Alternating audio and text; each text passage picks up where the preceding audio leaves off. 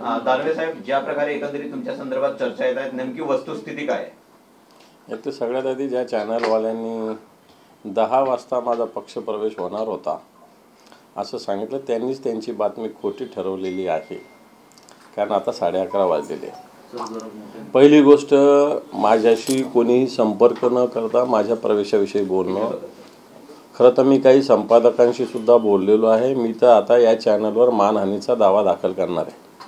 कारण अशा खोटाड्या बातम्या तुमचे न्यूज चॅनल चालवण्यासाठी, तुमच्या TRPसाठी, कारण मी 30 वर्ष जुना शिवसेनेचं काम करणारा शिवसैनिक आहे. बाळासाहेबांच्या विचाराने लढणारा आहे. नुसतं काम करणारा नाही तर लढणारा आहे. पदं येत असतात, पदं जात असतात, हे मी सुद्धा अनुभवलेलं आहे. मी पार गटप्रमुखापासून तर आत्ता विरोधी पक्षनेता पण जबाबदारी पार पाडणारा शिवसैनिक आहे. आणि अशा पद्धतीनं मला असं वाटतं राजकीय जीवनाशी खेळ असतात. मला त्याच्या स्पष्ट सांगायचं की भारतीय जनता पार्टीचे दलाल याच्यामध्ये मोठ्या प्रमाणावर घुसलेले. काय तुम्ही अजूनही पालकत्वाची वाट पाहताय? 95,000पेक्षा अधिकच्या कुटुंबाचे आयुष्य आनंदाने भरले आहे. आजच कॉल करा आणि मिळवा फर्टिलिटी ट्रीटमेंटवर सूट आणि सर्वांना द्या आनंदाची बातमी. जे कोणी असेल, त्यामुळं अशा प्रकारच्या कोणत्याही आधार नसलेल्या, नुसतं कोणतं सूत्र, तुमचं सूत्र कोणतं सूत्र कोणी सांगितलं? आम्ही सांगितलं का? कोणी माझ्या पक्षाचे कोणी सांगितलं का? मी कोणी सांगितलं? कोणाला सांगितलं? कोणत्याही प्रकारे थारा नसलेल्या बातम्या चालवणं. मी सकाळी काही चॅनलच्या संपादकांना सुद्धा फोन केला. ठीक आहे, मी तर कारवाई करायला भाग पाडेल ज्यांनी ह्या अशा प्रकारे बातम्या हे केलं. त्याच्यावर मी रीतसर, मी आता थोड्याच वेळेत मी माझ्या लीगल ॲडवायझरला आणि माझ्या अधिकाऱ्यांना सांगितलेलं की रीतसर 1 तासाभरातच मी मेल पाठवणार ज्या चॅनलने अशा पद्धतीने केलं. त्यामुळे अशा प्रकारच्या खोटाड्या बातम्या ज्याला कोणताही आधार नाही आपल्याकडून दिल्या जातात. विषय माझ्या दृष्टीनं संपलेला आहे. मी शिवसेनेचा, मला जर ह्या सगळ्या गोष्टी करायच्या असत्या तर खूप आधी केल्या असत्या. परंतु मला असं वाटतं माझ्या मनात कोणत्याही प्रकारे असे विषय नाही. ठीक आहे, निवडणुकीचा विषय आहे.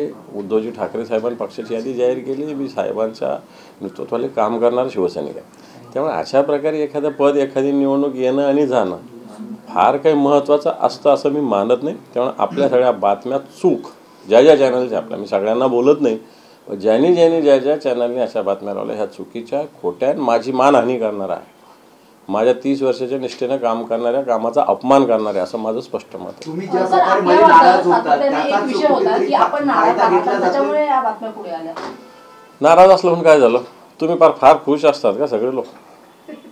हां, तुम्ही काय सगळे लोक खुश असतात? तुम्हाला कोणतं भेट दिलं जातं, कोणत्या चॅनल, तुम्ही रोज चॅनलचा हा संपादक त्या संपादकाचा चॅनलचा होऊ लागला. आज मी एका संपादकाला फोन केला, तो म्हणे मी आजच्या दिवसाच येऊ द्या, दुसऱ्या चॅनलचा संपादक होऊ लागलो नाही. मी हे तुमचं चालतं. पण मला असं वाटतं नाराज वगैरे असणं, मी स्पष्टपणे सांगितलं की ज्या दिवशीपर्यंत उमेदवारीची यादी जाहीर करणार त्या दिवशी पण नाराजी असते, नंतर रोज थोडी नाराजी असते. तुमच्या नाराजीचा फायदा घेतला जातो का विरोधकांकडून? विरोधकाकडून नाही, तुमच्या चॅनलकडून. विरोधक कोणी काय बोल? कोणता विरोधक बोला सांगा? चला, शिंदे गटाचा एखादा माणूस बोलला का? ऐकून घ्या. शिंदे गटाचा एखादा माणूस बोलला, भाजपचा एखादा माणूस. आता सुरुवातीला शिंदेकडे जाणार, कालपासून सुरू भाजपकडे जाणार. रावसाहेबांनी काय बोलले? अरे, मी 30 वर्षानं शिवसेनेचं काम करतो. मी 20 वर्षानं जिल्हा प्रमुख आहे. त्याच्यामुळे काय मुद्दा आहे की तुमची आणि भाजपचे विचार जुळतायत असं त्यांचं म्हणणं आहे. म्हणजे एकंदरीतच अप्रत्यक्ष निशाणा साधलाय त्यांनी. विचार जुळतात. शिवसेना आणि भाजप तर 25 वर्षानं अलायन्स होते ना. त्यामुळे शिवसेना आणि भाजपचे विचार सारखे होते. सारखे म्हणजे एका विचाराने आम्ही लढत होतो. त्याच्यामुळे काय झालं का आम्ही काय एक झालो काय? आमचं स्वतंत्र शिवसेनेचं. आम्ही काय भारतीय जनता पार्टीच्या बरोबर होतो म्हणून काय भाजपमध्ये गेलो का? आम्ही शिवसेनेची आमची स्वतंत्र विचारसरणी, स्वतंत्र धारा आहे, स्वतंत्र बाण आहे आणि त्या बाण्यानेच आम्ही चाललेलो आहे. मी उतरलेलो आहे प्रचाराला. अजून 1.5 महिन्याचा काळ आहे. संभाजीनगर जिल्हा छोटासा आहे. 4 दिवस 8 दिवस लागत नाही प्रचार करायला. 8 दिवसात सगळा जिल्हा ढवळून काढता येतो आणि माझ्यात तेवढी क्षमता आहे. आणि मी ऑलरेडी मागच्या आठवड्यातच जवळपास 100 गावांचा दौरा करून झालेला आहे माझा. फार मोठा मतदारसंघाने 8 दिवसात सगळा प्रचार कंप्लीट होईल. आमच्याकडे संघटनात्मक ढाचा आहे. इथं बसून सगळ्या गावाच्या बूथपर्यंत प्रचार करता येतो. ही शिवसेनेची ताकद आहे. त्यामुळे असं काही नाही की फिजिकली आपण गेलं पाहिजे तिथं. पण तरी मी मागच्या आठवड्यामध्ये जवळपास 90 गावांचा दौरा केला आहे. मी कुठेही नाही, मी शिवसेना या विषयाचा प्रचार केला आहे आणि आणखी पुन्हा करणार आहे. आणि मला महाराष्ट्रात फिरायचं आहे आणखी सगळीकडं. स्टार प्रचारकाच्या यादीमध्ये मी आहे, त्यामुळे मी महाराष्ट्रात स्वतः फिरणार सगळीकडं. सर, खैरे आणि तुमच्यातले मतभेद जे होते ते पूर्णपणे मिटलेले आहेत का? आणि चंद्रकांत खैरे यांनी निवडून येण्याची किती हे पण कोणतेही मतभेद नव्हते. त्यांनी तिकीट मागितलं होतं, मी तिकीट मागितलं होतं, एवढाच विषय. तिकीट जर 2 जणांनी 3 जणांनी मागितलं म्हणजे मतभेद असतं नाही. खैरे साहेब आमच्या पक्षाचे ज्येष्ठ नेते, संभाजीनगर जिल्ह्याचे ते पालक आहे. आम्ही सगळे तरुण कार्यकर्त्यांना सांभाळण्याचं काम त्यांनी सातत्यानं केलेलं आहे आणि आजही आम्ही त्यांच्या नेतृत्वाखाली संभाजीनगरात काम करतो. याचना नाही अब रण होगा असं सूचक वक्तव्य काही वेळापूर्वीच तुम्ही केलं होतं.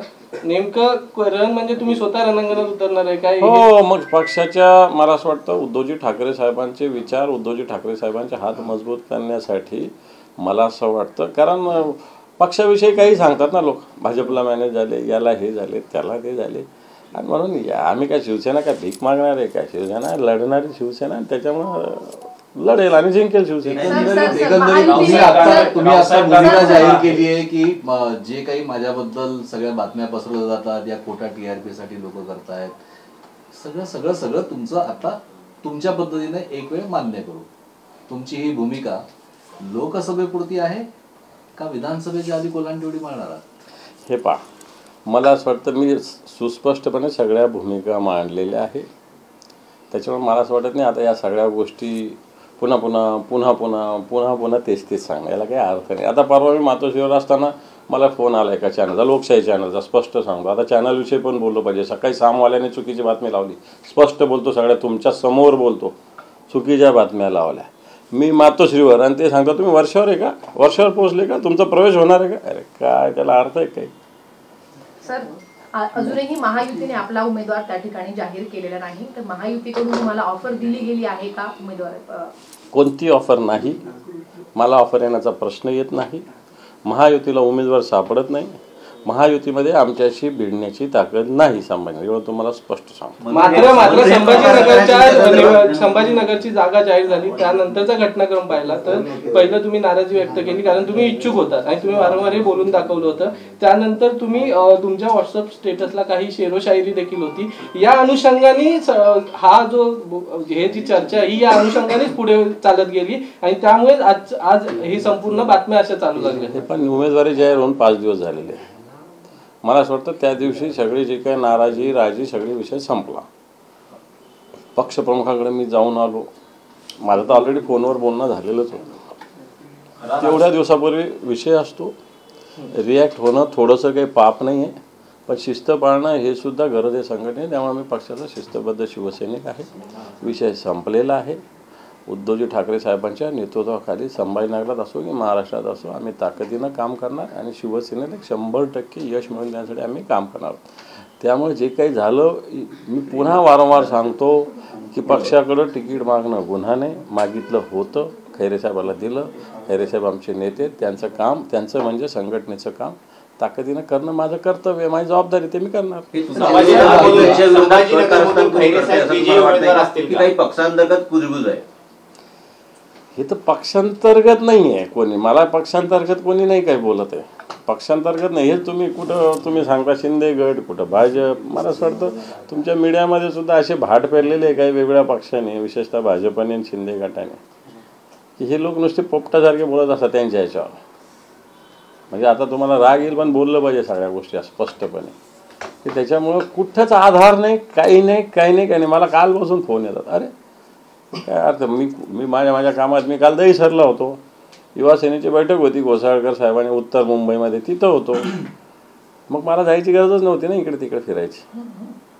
त्यामुळे अशा पद्धतीनं या सगळ्या बातम्या चुकीच्या येतात असं स्पष्ट माझं म्हणणं आहे. संभाजीनगरमध्ये साहेब विजयी उमेदवार असतील का आणि त्यासाठी तुम्ही किती ताकदीनं काम करणार आहात? पूर्ण ताकदीनं काम करणार. संघटनेचं आमच्याकडे स्ट्रक्चर आहे व्यवस्थित, बूथपर्यंत मतदारापर्यंत. हे आम्ही 1.5 वर्षानं हे सगळं स्ट्रक्चर कामाला लावलेलं आहे. त्याच्यामुळे मला वाटतं हे स्ट्रक्चरच्या माध्यमातून संघटनात्मक ताकदीच्या माध्यमातून संभाजीनगरच्या जनतेचं शिवसेनेवर, शिवसेना प्रमुख मान्य बाळासाहेब ठाकरेजीवर आणि उद्धवजी ठाकरे साहेबांवर प्रेम आहे. ते प्रेम मला वाटतं जनता व्यक्त करते. रावसाहेब दानवे म्हणतायत की 4 जूनला खरा राजकीय भूकंप मराठवाड्यामध्ये तर पाहायला मिळेल. म्हणजे लोकसभेनंतर या सर्व हालचालींना वेग येणार आहे का? मला असं वाटतं 4 जूनला मराठवाड्यात भारतीय जनता पार्टीची, शिंदे गटाची, अजितदादाची एकही जागा येणार नाही. हाच राजकीय भूकंप असेल. दानवे साहेब, एकंदरीत आपण बघतोय मातोश्रीवर तुमचं वाढतं वजन या गोष्टींना कारणीभूत आहे असं वाटतंय तुम्हाला? असं वजन बिजन काही नसतं संघटनेत कोणाच. पक्षप्रमुख फायनल असतं. हे रावसाहेब दानवे मग का म्हणतात असं की तुम्ही पूर्वाश्रमीचे भाजपचे आहात, तुमचा भाजप? मी 30 वर्षानं संघटनेचं काम करतो, काही गोष्टी करतो. पण तुम्ही होतात का भाजपमध्ये? होतं, विद्यार्थी परिषदेचं काम केलंय ना. म्हणजे तुमचा प्रवास कसा होता जरा सांगा. आता मला असं वाटतं आपण या विषयावर बोलू, बाकी विषय नंतर बोलू, प्रवासावर वगैरे. दानवे सर, हिंदी में जानना चाहेंगे जिस प्रकार से खबरें चल रही कि आप उद्धव ठाकरे को छोड़ के बीजेपी में शामिल होने वाले, और इस जो घटना चल रही है उसको लेकर क्या कुछ होना चाहिए, क्या कुछ आपके? ये आपको किसने बताया मुझे बताओ, फिर मैं बात करूँगा, नहीं तो मैं क्या को बोलूँ आपको? है सच्चाई क्या आपको? ये आपको किसने बताया ये मुझे बताओ, फिर मैं जवाब दूंगा. मेरा ये विषय से संबंध है तो मैं क्यों बोलूँ? ऐसी बातें चल रही है, आपको बीजेपी के ऑफिशियल पर्सन ने ये बताया है क्या, या शिवसेना के कोई ऑफिशियल पर्सन ने बताया होगा तो मैं उस पर बात करूंगा, नहीं तो मेरी बात करने की कोई सवाल ही पैदा नहीं होता. मतलब ये मान के आप अभी भी उद्धव ठाकरे के साथ ही है शिवसेना में? अभी भी यानी ये जो खबरें चल रही है कि आप बीजेपी में शामिल होने की खबरें चल रही थी कि किसने बोला, बताओ ना मुझे. खबरें चल रही थी इसलिए कह तो रहे किसने बताओ तो सही. खबरें हैं तभी तो आपके खबरें का है कि तुम निर्माण कर दे खबर, तुम फिर किसने खबरें दे तो बताओ. तो आप सफाई तो दीजिए सर. क्यों दो, क्या जरूरत पड़ी, क्या मैं मालिक है क्या आप मेरे? मतलब पूछना सवाल जवाब करना बिल्कुल नहीं. आप सोर्स बताओ फिर मैं बोलूंगा. आप कुछ भी बोलेंगे तो मैं क्या जवाब दूं? सर खबरें चल रही है. अरे तुम्हारी खबरें हो, हमारी थोड़ी खबर है. मेरा सवाल तो सुन लीजिए. चर्चा इस तरह से चल रही है कि बीजेपी के संपर्क में हैं आप और बीजेपी शामिल होना है, तो इस पर अपनी सफाई दीजिए सर. क्या क्यों दो, किसने बोला? आपकी भूमिका चलो बीजेपी के कौन पर्सन ने बताया कि मैं उनके संपर्क, चलो चैलेंज है मेरे, चलो फिर मैं देता हूँ सफाई. आप कुछ भी बोलेंगे क्या जवाब दूं मैं? क्या जरूरत पड़ी मेरी? आप कुछ भी बोलेंगे क्यों जवाब दूं मैं? बोलो ना बीजेपी के एक आदमी का जिसके मैं संपर्क में, चलो मैं देता हूँ जवाब. आप भी, आपके पास भी कुछ भी नहीं सोर्स और कुछ भी पूछते आप, उसको क्या मतलब है? सर सोर्स बेस्ड इन्फॉर्मेशन जो खबरें चल रही है, हालांकि आप तो किसने दी ये तो बताओ, तो मैं जवाब देता हूँ ना आप 1 मिनट में. मैं थोड़ी नहीं दे रहा बोल रहा जवाब. तो आप अपनी भूमिका तो रखिए सर. क्यों रखूं, क्या जरूरत पड़ी? क्या सच्चाई क्या है ये सब बताया ना मैं मराठी में. सच्चाई क्या है वो तो बताइए, क्योंकि लोग आपको देख रहे हैं सर. तो मैंने बता दिया, लोग को देखने लिए मैं बोल रहा हूँ आपसे.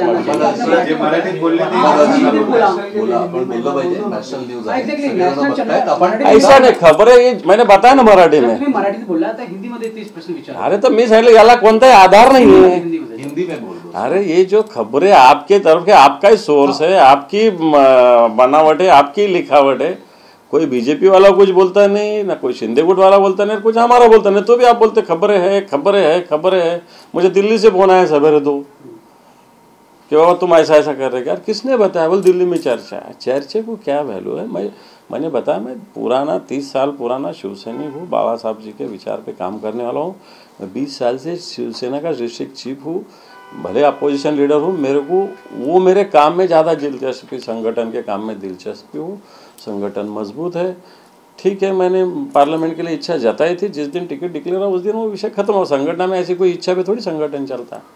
अभी मेरी जिम्मेदारी, मैं महाराष्ट्र में लीडर ऑफ अपोजिशन हूँ, महाराष्ट्र में काम करना और मेरा जिला ताकत से खड़ा करना है मेरी जिम्मेदारी. 5 विधायक हमारे यहाँ से जाने के बाद भी हमने शिवसेना अच्छी ताकत से खड़ी की है. अपोजिशन वाले को वहाँ उम्मीदवार मिल रहा है नहीं हमारे खिलाफ, ये तो हमारी जीत है ना. ये तो हमारी जीत है. वहाँ शिंदे गुट लड़ेगा या बीजेपी लड़ेगा किस कुछ मालूम नहीं. उनके पास भी उम्मीदवार नहीं, उनके पास भी उम्मीदवार नहीं. हमारे पास उम्मीदवार है ना. खैरे साहब हमारा डिक्लेयर कर दिया साहब ने, मजबूत उम्मीदवार है. इसलिए तुम्ही आता जे बोलता आहात म्हणजे की आता एक गोष्ट मात्र निश्चित की ही चर्चा, चला ठीक आहे, चर्चा असेल तर मीडिया विचारणारच, कारण जनतेच्या मनात सुद्धा संभ्रम निर्माण होत असेल तर मीडिया विचारणं काही गैर नाहीये. खंडन करणं हे तुमचं काम आहे. पण याच्यात एक गोष्ट मात्र निश्चित की ही चर्चा तुम्हाला फारच जिव्हारी लागलेली दिसते. याच्यावर कानपिचक्या अंतर्गत सुद्धा लागल्या आहेत का? नाही नाही नाही, मला नाही काही कानपिचक्या लागल्या. हे पहा, मला तुम्ही बाकीचं बोलू शकता, माझ्यावर ऑब्जेक्शन घेऊ शकता. संघटनेशी गद्दारी माझ्यावर ऑब्जेक्शन नाही घेतलं पाहिजे, हा माझा स्पष्ट मत आहे. बाकी ऑब्जेक्शन माझ्या कामकाजावर, माझ्या विचारावर किंवा पक्षावर काय तुम्ही बोलू शकता. मला तुम्ही क्रिटिसाइज करू शकता, नो प्रॉब्लेम. बट संघटना सोडणार हा विचार मला मुळीच मान्य नाही, हे तुम्हाला क्लिअर सांगतो. त्यामुळे असा विषय, कारण आम्ही सुद्धा एवढ्या वर्षांना काम करत असताना अशा पद्धतीनं आमच्याविषयी बातम्या येणं हे चुकीचे आहे. काही सोर्स नाही त्याच्यामध्ये. माझं तर तुम्हाला मी आता यांना सांगितलं ना, माझं चॅलेंज आहे की बीजेपीचा एखादा माणूस बोलला का सांगा, शिंदे गटाचा एखादा माणूस बोलला का सांगा.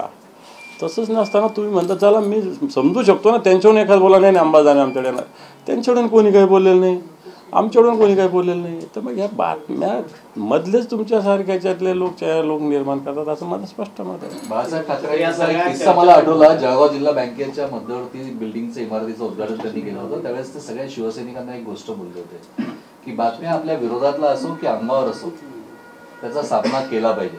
तुम्ही सामना कराल तर जनतेशी तुम्ही संवाद साधाल. आणखी मीडिया हे त्याचं खरं योग्य ते माध्यम आहे. म्हणजे बाळासाहेब ठाकरेंचे हे विचार होते.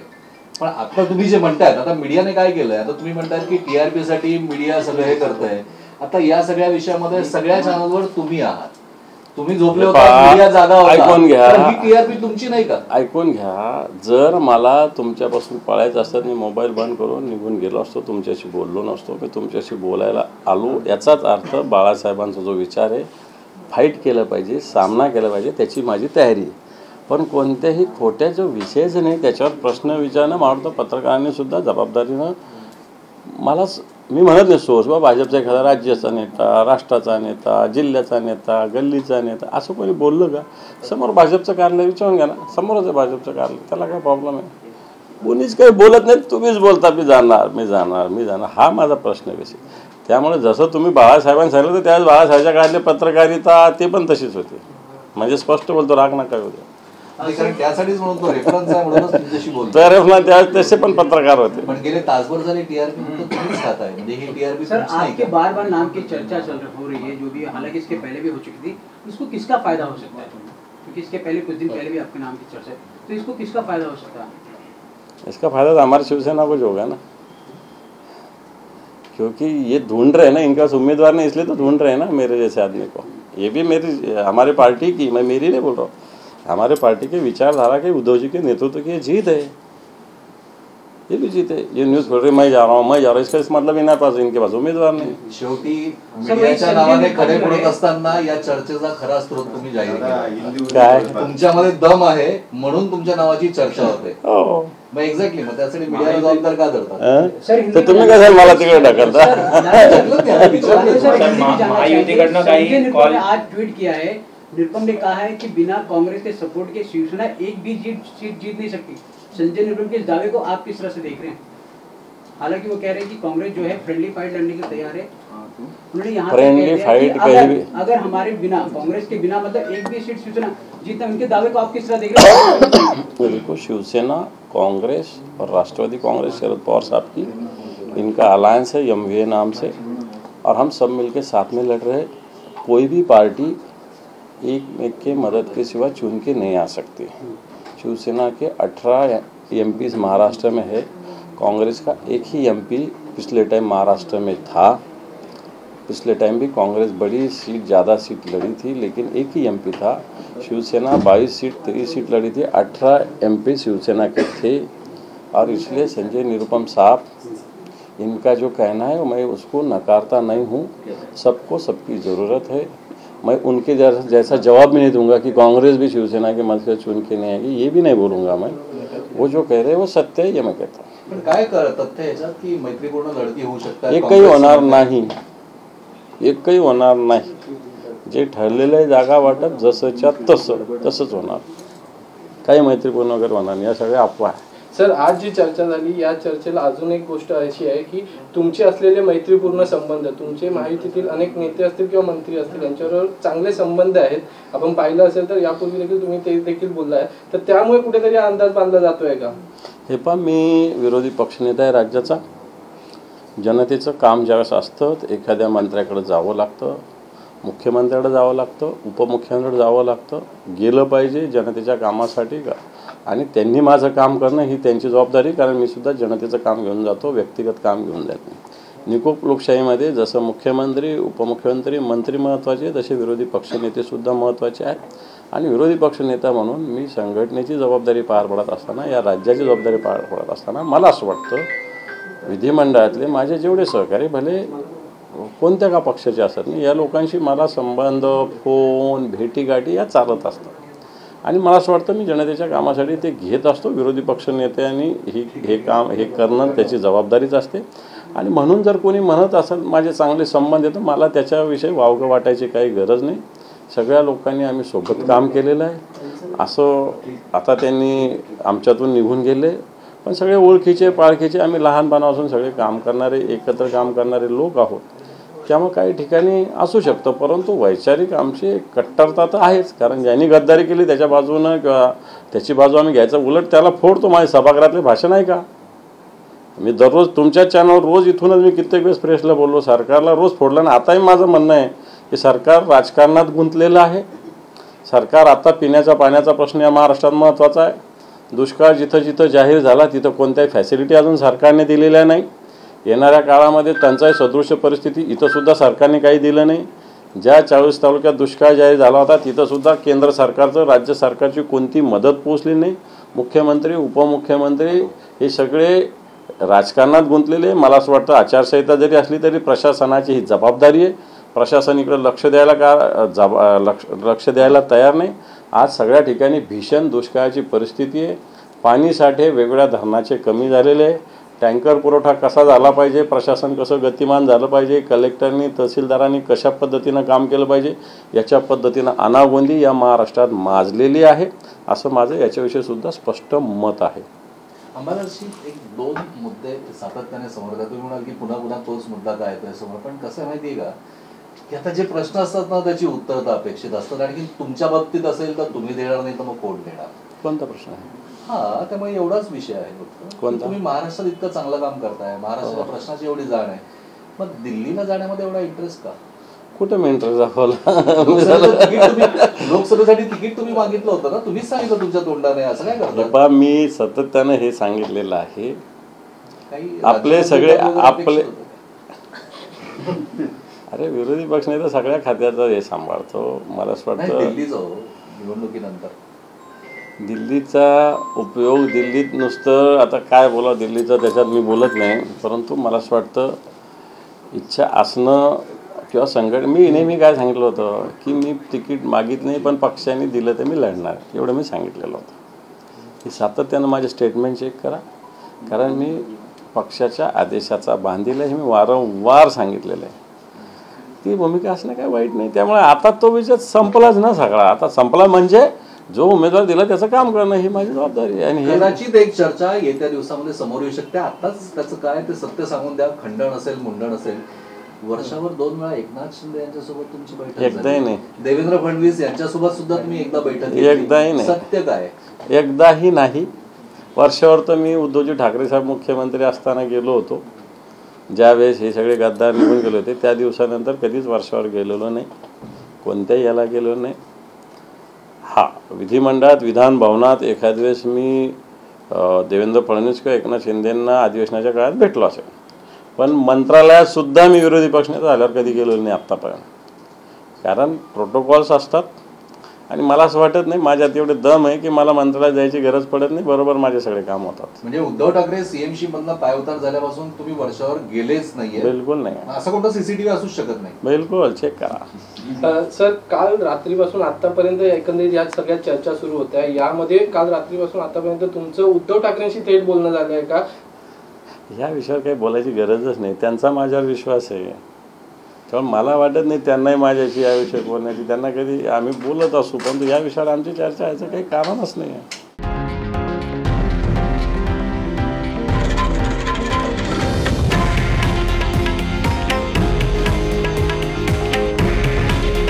हे आहे देशातील नंबर 1 न्यूज नेटवर्क आणि आपण पाहत आहात TV9 मराठी.